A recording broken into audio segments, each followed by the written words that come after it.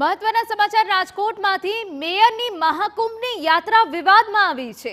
Mayor Naina Pedhadiya સરકારી ખર્ચે પ્રયાગરાજની યાત્રાએ આ સવાલ થઈ રહ્યો છે।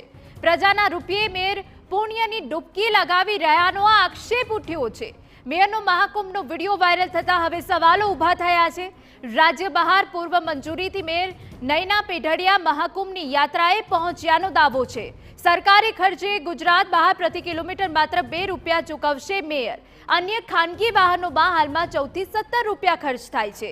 સ્ટેન્ડિંગ કમિટીના ચેરમેને કર્યો મેયરનો બચાવ। સરકારી ગાડીના ભાવને લઈને આગામી દિવસોમાં ઠરાવ કરવામાં આવશે તેવી વિગતો પણ મળી રહી છે। તો પ્રજાના ખર્ચે મેયરે કેમ કરી મહાકુંભની યાત્રા સવાલ થઈ રહ્યો છે। સરકારી કારમાં શા માટે પ્રયાગરાજ પહોંચ્યા મેયર? શા માટે ખાનગી વાહનમાં પુણ્યની ડૂબકી મારવા ન ગયા મેયર? આવા અનેક સવાલ થઈ રહ્યા છે। શું મેયરને ખાનગી વાહન નહોતું મળતું? પોતાના ખિસ્સાના રૂપિયા બચાવવા પ્રજાના ખભે ભારણ કેમ? આ સૌથી મોટો અહીંયા સવાલ છે।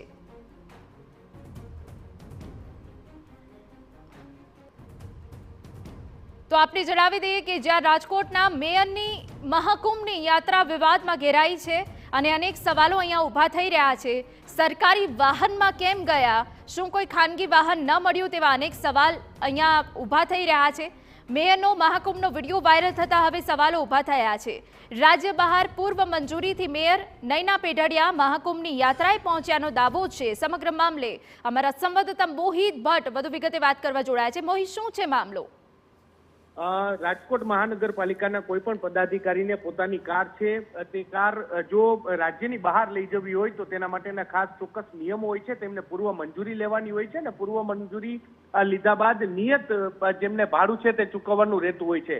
રાજકોટ મહાનગરપાલિકાના મેયર નૈનાબેન પેઢડિયા છે તેઓ અત્યારે મહાકુંભની મુલાકાતે છે। તેમના પરિવાર સાથે તેઓ ગયા છે અને તેમને પૂર્વ મંજૂરી તો લીધી છે, પરંતુ સવાલ એ વાતનો થઈ રહ્યો છે કે જે ભાડું જે સામાન્ય માણસ છે તે કિલોમીટરના 14 થી 17 રૂપિયા ચૂકવતો હોય છે, તે જે નૈના પેઢડિયા છે તેઓ માત્ર 2 રૂપિયા ભાડું ચૂકવી અને તેઓ જે કુંભની મજા છે તે લઈ રહ્યા છે।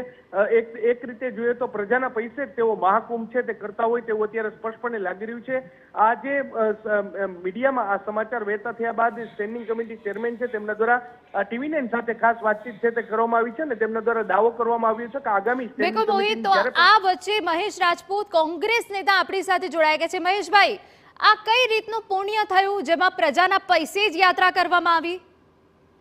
હંમેશા જેને પુણ્ય કરવું હોય કે પુણ્ય લેવા જવું હોય ત્યારે પોતાની પર્સનલ ગાડી લઈને જવું જોઈએ। સરકારશ્રીની ગાડી લઈને ના જવું જોઈએ અને સરકારશ્રીની ગાડી લઈને ગયા હો તો તમારે પૂર્વ મંજૂરી લેવી જોઈએ।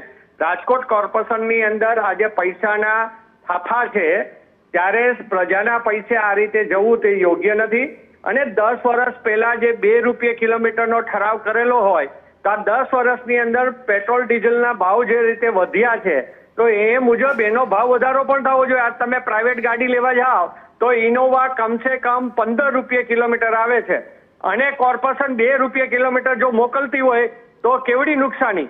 આપણે એવું ગણીએ કે બીજું ના કરીએ તો કઈ નહીં, હાલો નફા સહિતનો ટ્રાવેલર્સ વાળા લેતા હોય તો પણ મિનિમમ 7 થી 8 રૂપિયા તો ભાવ હોવો જ જોઈએ, તો જ આ પ્રજાના ખીચામાંથી પૈસા ન જાય। બાકી તો પ્રજાના ખીચાના પૈસા વાપરી અને પુણ્ય મેળવવાની વાત છે। બિલકુલ, આભાર અમારી સાથે